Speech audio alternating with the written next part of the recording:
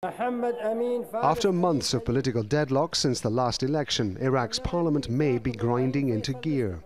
MPs have finally elected a new Speaker of the House. He's Mohammed al-Habousi, a Sunni Muslim with strong support from the parliament's pro-Iran Shia coalition.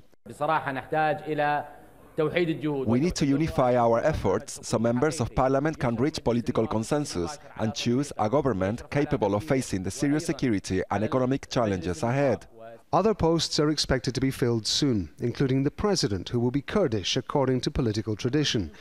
He will ask the leader of the biggest parliamentary bloc to be prime minister and to form a cabinet. There are three main blocs to choose from: the pro-Iran Shia coalition, headed by former Prime Minister Nouri al-Maliki, and Hadi al-Amiri, who's head of the Feta bloc, the umbrella body for Shia armed fighters.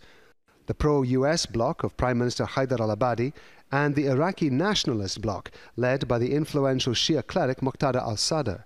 He won a majority in the May election, but the result wasn't accepted by the rest of the parties. There are two countries who are going to be very interested in what happens in Iraq's parliament: Iran and the United States. It's well known that Iran has a lot of influence in Iraq's politics and in its daily life. But in recent days, there's been a backlash against the level of that influence. The US has supported Prime Minister al-Abadi because he is, in his turn, pro-United States, but also because the US sees him as a moderate that can pull together a fractious Iraqi government.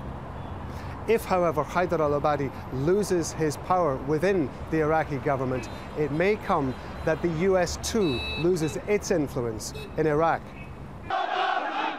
Anti-government riots recently in Basra were directed at politicians, including Prime Minister Abadi.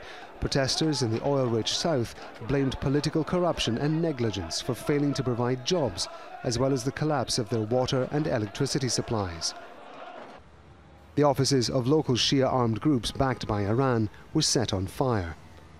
Iran has been pushing for a consensus to choose the speaker and his two deputies that would guarantee its interests in Iraq. The US wants an independent Iraqi government and a stable political process away from Iran's influence. There is an apparent conflict of interests between Iran and the US over Iraq's political future.